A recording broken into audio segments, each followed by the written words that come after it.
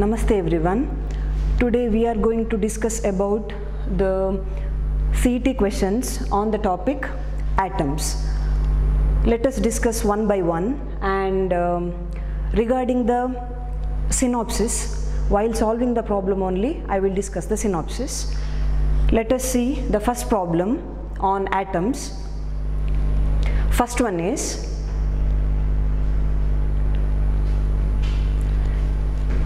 first question is like this: in the Giger-Mersenne scattering experiment, in case of head-on collision, the impact parameter should be maximum, minimum, infinity or 0.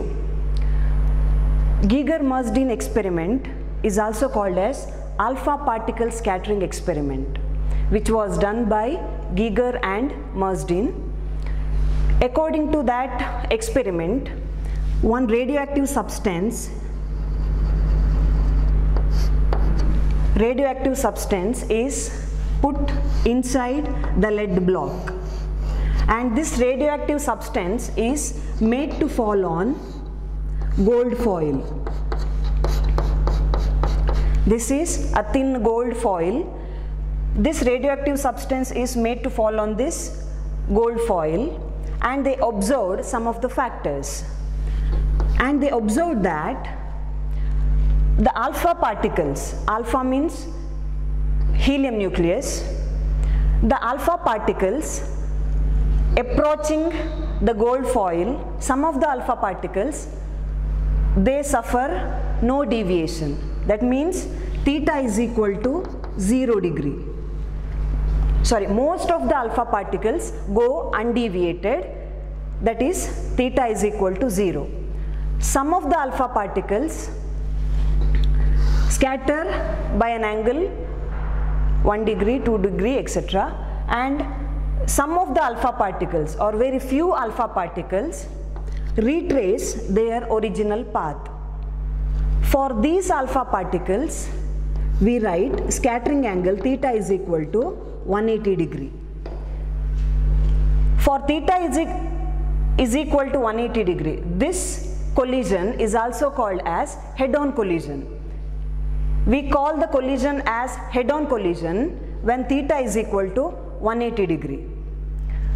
Theta is equal to 180 degree means, what is the impact parameter?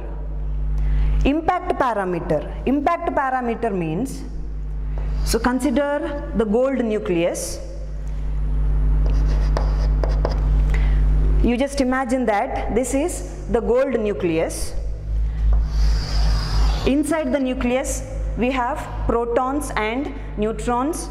Protons, as you all know, protons are positively charged particles and neutrons are neutral. All the electrons are revolving around the nucleus.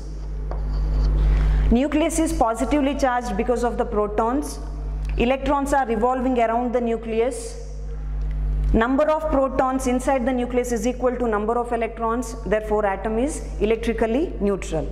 But the nucleus is positively charged. You just imagine that this is the alpha particle which is approaching the gold foil, helium nucleus. Alpha particle is nothing but helium nucleus. As it approaches the gold nucleus, this is also positively charged. Alpha particle is also positively charged. There must be a force of repulsion between them. As it approaches the gold nucleus, its velocity decreases continuously. Its velocity decreases means its kinetic energy also decreases, because we know that kinetic energy is equal to half m into v square. Kinetic energy is directly proportional to velocity. Its velocity decreases, that means its kinetic energy also decreases. At some point, kinetic energy of the alpha particle becomes nearly equal to 0.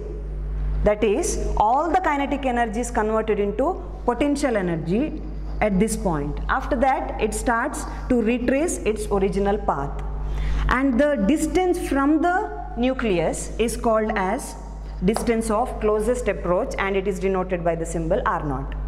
Here impact parameter means it is the perpendicular distance between the nucleus and the velocity vector.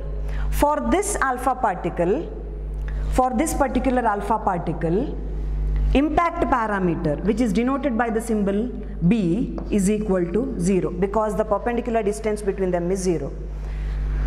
If we consider a second alpha particle, for this alpha particle, impact parameter B is this one. As we go away from the nucleus, impact parameter increases.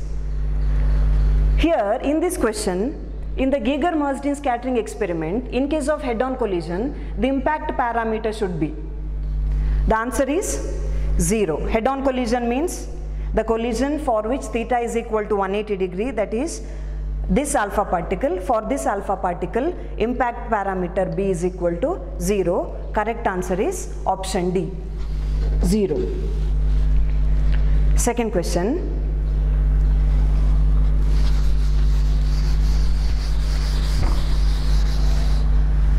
The distance of closest approach of an alpha particle fired at a nucleus with kinetic energy K is R0. As I said earlier, distance of closest approach R0. At this distance, kinetic energy of the alpha particle, that is K is equal to half m into v square, becomes equal to potential energy. What is the expression for potential energy? Potential energy P is equal to 1 by 4 pi epsilon naught Q1 Q2 divided by R. R is the distance between the nucleus and the point where the kinetic energy becomes equal to 0. Q1 and Q2 are the charges. Here I write P is equal to 1 by 4 pi epsilon naught. Q1 is the charge of the alpha particle, that is 2e. Q2 is the charge of the gold nucleus, that is Ze, divided by R. I write this R as R0, which is nothing but the distance of closest approach.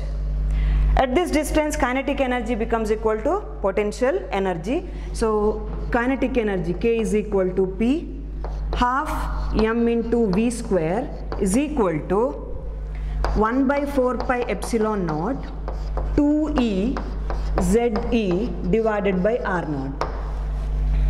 From this expression, I write K is inversely proportional to R0. That is, kinetic energy is inversely proportional to distance of closest approach. That means as kinetic energy increases, R0 decreases. So in this question, the distance of closest approach of an alpha particle fired at a nucleus with the kinetic energy K is R0. The distance of closest approach when the alpha particle is fired at the same nucleus with kinetic energy 2K will be. That is, when the kinetic energy becomes double, distance of closest approach becomes half. That is, because kinetic energy is inversely proportional to distance of closest approach, as it becomes double, it becomes half. So the correct answer is C. Distance of closest approach becomes half of its original value, that is R0 by 2. Third question is,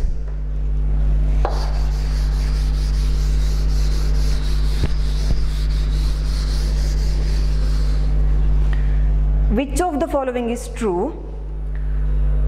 Lyman series is a continuous spectrum, Paschen series is a line spectrum, Balmer series is a line spectrum in UV region. Spectral series formula can be derived from Rutherford's model of the hydrogen atom. Series. According to Bohr's atomic model, when electron jumps from higher energy level to lower energy level, it radiates energy in the form of photon.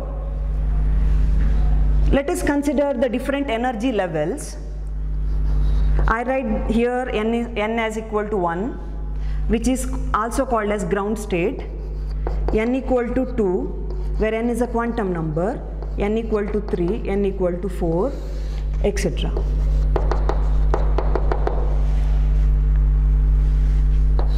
What is Lyman series? the series we get when the higher order electrons jump to the state where the quantum number n is equal to 1, 2 to 1, 3 to 1, 4 to 1, etc. So the spectrum we get, which is nothing but Lyman spectrum or Lyman series. Second one is Balmer series. So the landing orbit is n equal to 2, electrons jump from 3 to 2, 4 to 2, 5 to 2, etc. So the series we get is nothing but the Balmer series. First four lines of the Balmer series, they are called as H alpha line, H beta line, H gamma and H delta line. This Lyman series lies in ultraviolet region, and the first four lines in Balmer series lies in visible region, that is H alpha, H beta, H gamma and H delta, and all the other lines lie in ultraviolet region. Next one is Paschen series. Here the landing orbit is n is equal to 3. Electron might make transition from 4 to 3, 5 to 3, 6 to 3, etc. This series is called as Paschen series.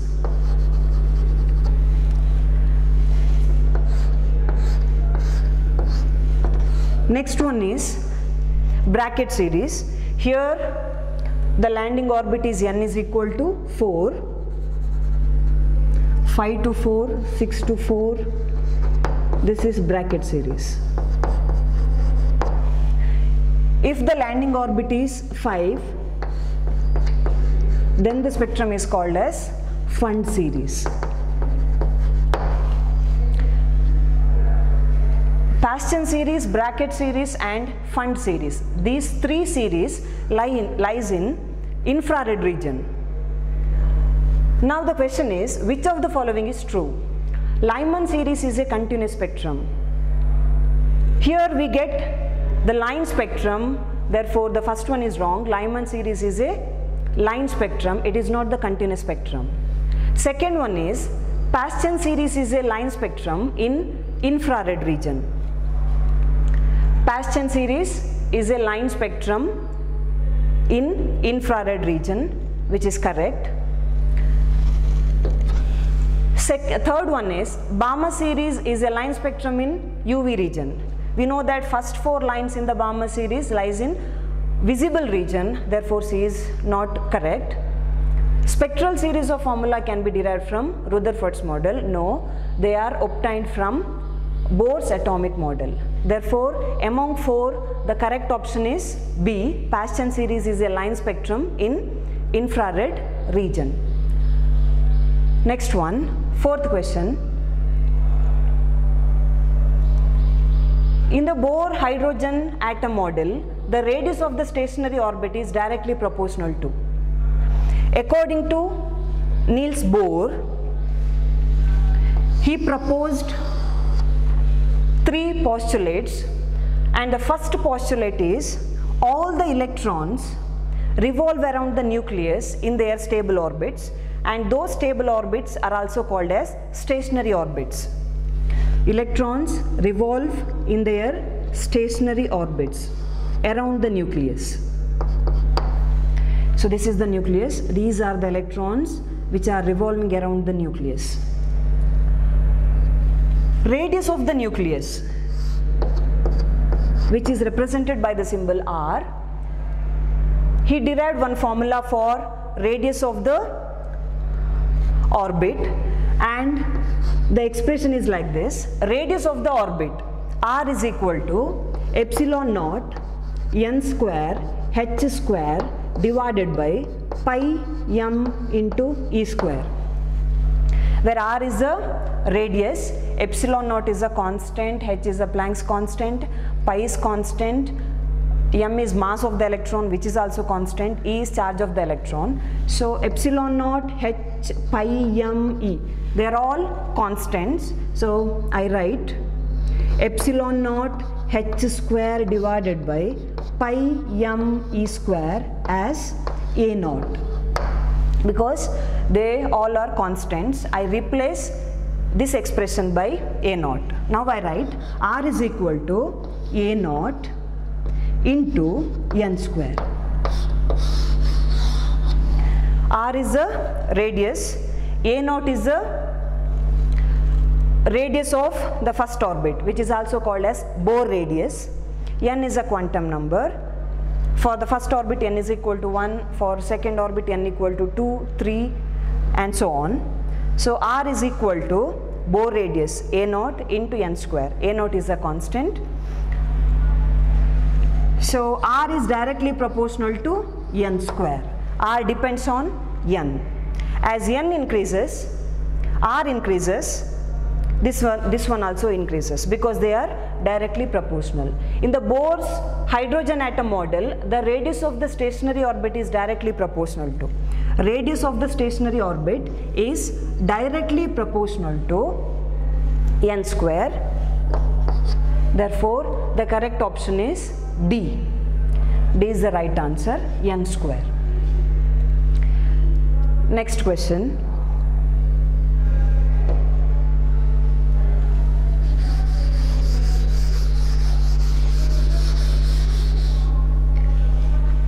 Question number 5.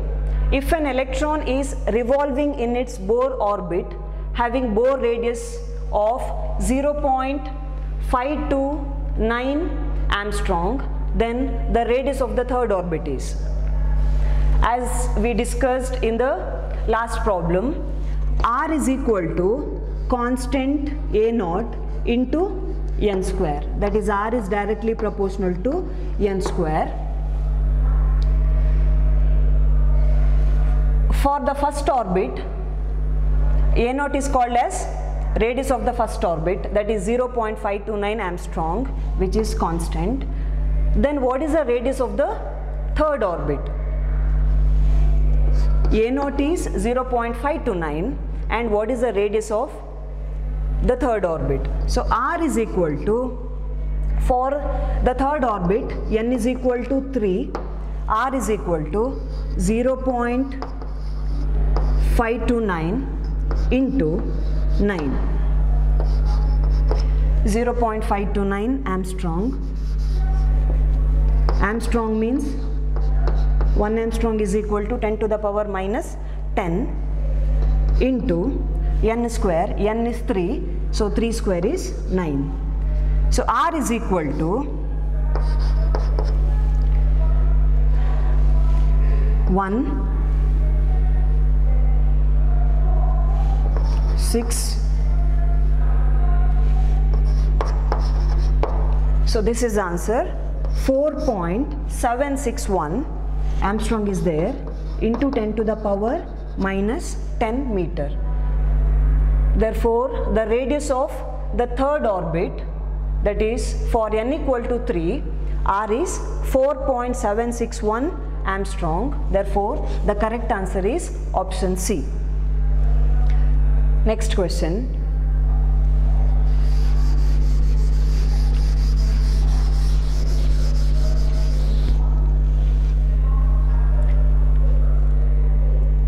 In an atom, 2 electrons move round the nucleus in circular orbits of radii r and 4r.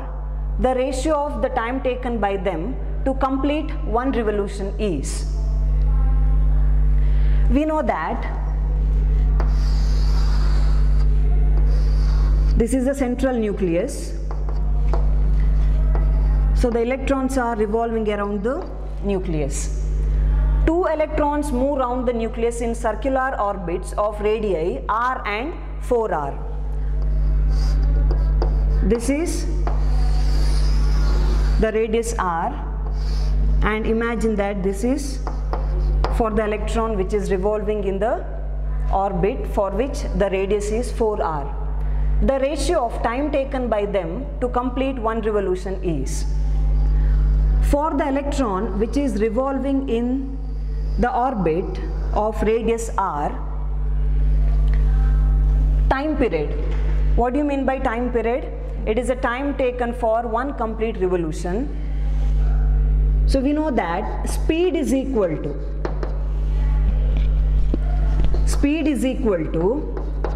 distance divided by time. Speed is equal to distance divided by time. Time is equal to distance divided by speed. Here time t is nothing but time period t for one complete revolution. Time t is equal to time period t. Distance for one revolution, distance traced by the electron is nothing but circumference of the circle. So we know that circumference of the circle is 2 pi r. And speed is denoted by the symbol v. So for the electron in the orbit for which the radius is r, time period is t1 is equal to 2 pi r divided by v1. Similarly, for the electron which is revolving in the orbit for which the radius is 4r, time period is t2 is equal to 2 pi r is 4r divided by v2. So t2 is equal to 8 pi r divided by v2. T1 is 2 pi r divided by v1. T2 is 8 pi r divided by v2. We know that Bohr radius r is directly proportional to n square, but velocity v is inversely proportional to n. V is inversely proportional to n, r is directly proportional to n square. Here we have to find out the ratio of time taken by them to complete one revolution, that is t1 by t2.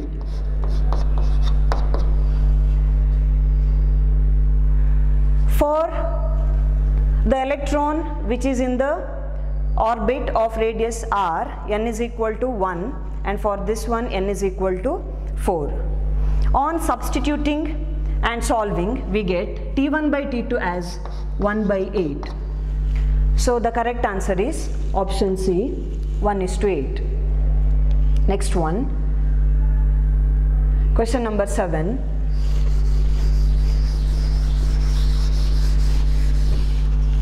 The energy of an electron in an excited hydrogen atom is 3.4 electron volt. Calculate the angular momentum. According to Bohr's second postulate,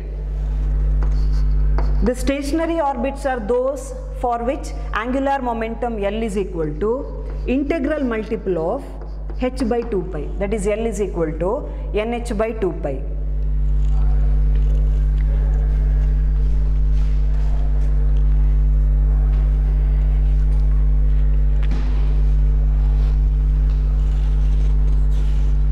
L is equal to nh by 2 pi, n is a quantum number, n is equal to 1, 2, 3, etc. H is constant, Planck's constant, 2 pi. The energy of an electron in an excited hydrogen atom is 3.4 electron volt. Energy of the electron in the nth orbit, En is equal to, we have one expression, minus 13.6 electron volt divided by n square. This is the expression for energy of the electron in the nth orbit. For the electron in the first orbit, n is equal to 1. So 1 square is 1, E is equal to minus 13.6 electron volt. For the first orbit, energy is minus 13.6 electron volt. For the second orbit, here I put n is equal to 2, so energy is equal to minus 13.6 divided by 2 square is 4, so I get E is equal to minus 3.4 electron volt. For the second orbit, minus 3.4 electron volt. Calculate the angular momentum. Angular momentum L is equal to nh by 2 pi. So n is equal to 2. N is equal to 2. Therefore, L is equal to 2 into h is Planck's constant 6.625 into 10 to the power minus 34 divided by 2 into 3.14. So L is equal to, on substituting and calculating, we get L is equal to 2.11 into 10 to the power minus 34 joule second. Therefore, the angular momentum is equal to 2.11 into 10 to the power minus 34 joule second. Therefore, the correct answer is option C, 2.11 into 10 to the power minus 34 joule second. Question number 8.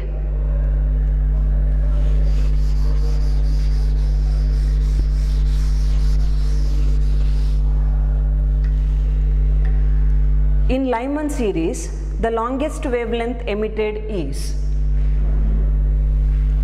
Lyman series, the first series. For this Lyman series, let us see what is the expression for wavelength. So we know that wave number nu bar is equal to 1 by lambda. Nu bar is also called as wave number, the number of waves. 1 by lambda is equal to r into 1 by n1 square minus 1 by n2 square.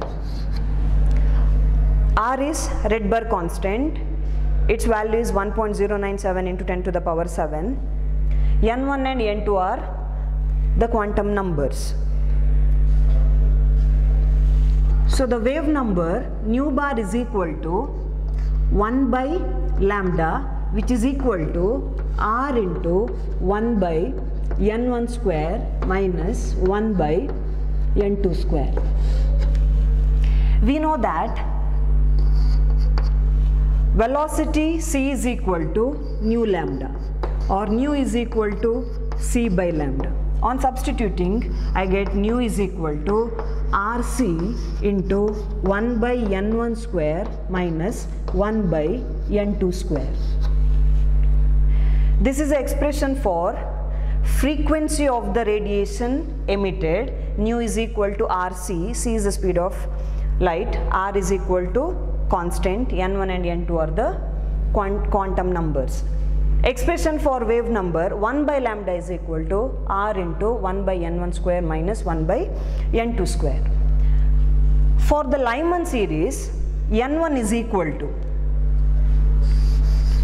in case of Lyman series, n1 is always is equal to 1, because from all the higher states, electrons are jumping to the first orbit, that is n is equal to 1.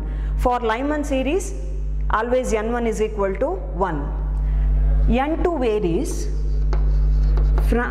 from 2, 3, 4 up to etc. infinity. That is, electrons are jumping from second orbit to the first orbit, third orbit to the first orbit, 4 to first, 5 to 1, like this. So n1 is always is equal to 1 and n2 varies from 2 to infinity. In Lyman series, the longest wavelength emitted is, which is the longest wavelength emitted? So nu bar or 1 by lambda is equal to r into 1 by n1 is 1 square minus 1 by n2. For the longest wavelength, n2 should be is equal to 2. When an electron jumps from second orbit to the first orbit, the wavelength of the radiation will be longest. So for the longest wavelength, n2 is equal to 2. For the shortest wavelength, n1 is equal, in case of Lyman series, n1 is equal to 1 and n2 is equal to infinity, which is also called as series limit for the Lyman series, or the shortest wavelength emitted. Here we are calculating the longest wavelength emitted, therefore n1 is equal to 1 and n2 is equal to 2. Now let us substitute for n1 and n2. nu bar is equal to 1 by lambda, which is equal to r, 1 by 1 square minus 1 by 2 square. So nu bar is equal to r 1 minus 1 by 4.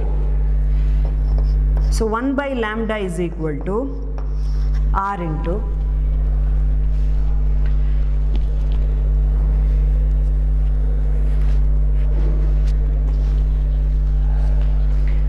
r into 1 minus 1 by 4 is 4 minus 1 divided by 4 is equal to 3r by 4. Therefore, lambda is equal to 1 by lambda is 3r by 4. Lambda is equal to 4 by 3r. Lambda is equal to 4 by 3 into r is constant, 1.097 into 10 to the power 7. And the answer is lambda is equal to 1216 Armstrong. Therefore, the longest wavelength emitted is lambda is equal to 1216 Armstrong. The correct answer is B, 1216. Question number 9.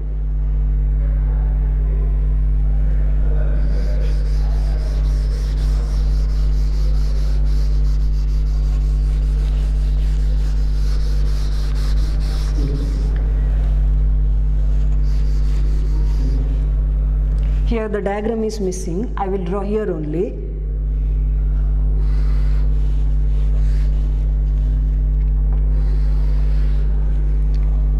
This is the first orbit, n is equal to 1.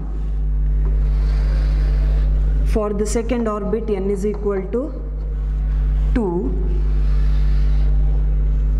n equal to 3, n is equal to 4, and n is equal to 5. There are, you just imagine that there are 5 orbits.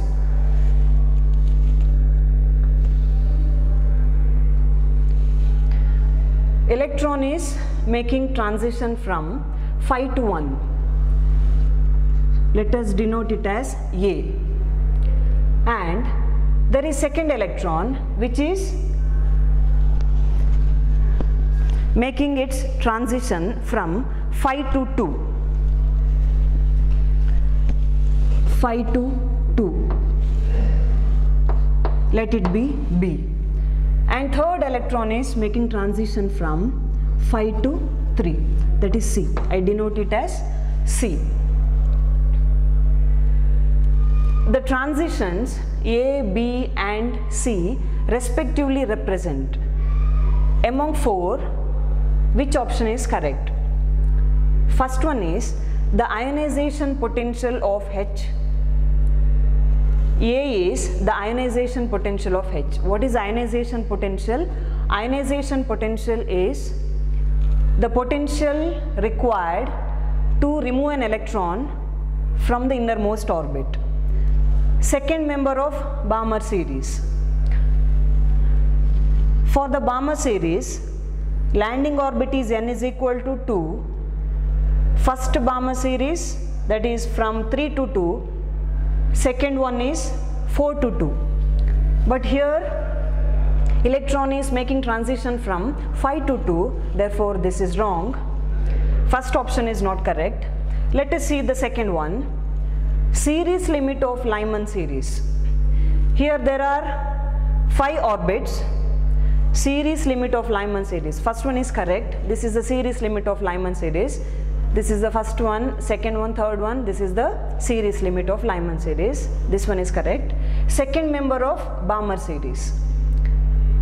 For the first member, n is 3 to 2. For the second one, 4 to 2. Second member of the Balmer series. No, this is not correct, because for the second member, electron is making transition from 4 to 2. Here, electron is making transition from 5 to 2, which is not correct. So option B is also wrong. The third one, series limit of Lyman series, which is correct. Third member of Balmer series. For the third member of Balmer series, electron is making transition from 5 to 2. So first one is correct, second one is also correct. And the second member of Paschen series. For the Paschen series, N1 is equal to 3. Second member of, second member of Paschen series. For the second member, N1 is equal to 3, N2 should be is equal to 5. So 5 to 3. C is also correct. The transitions ABC respectively represent the series limit of Lyman series, third member of Balmer series and second member of Paschen series. Therefore, the correct option is option C.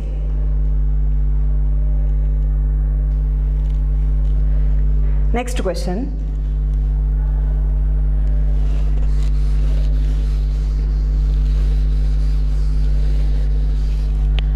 The instrument which is used to measure the atomic masses is, which one is correct? Option A, option B, option C or option D? This is the easiest question. Sphygmomanometer is used to measure blood pressure, so that is not the correct answer. Barometer is used to measure pressure. Physical balance is used to find the mass. Therefore, mass of the a little bit heavy objects. Here, the instrument which is used to measure the atomic mass is mass spectrograph. So today's session ends here. Let us meet in the next class. Thank you.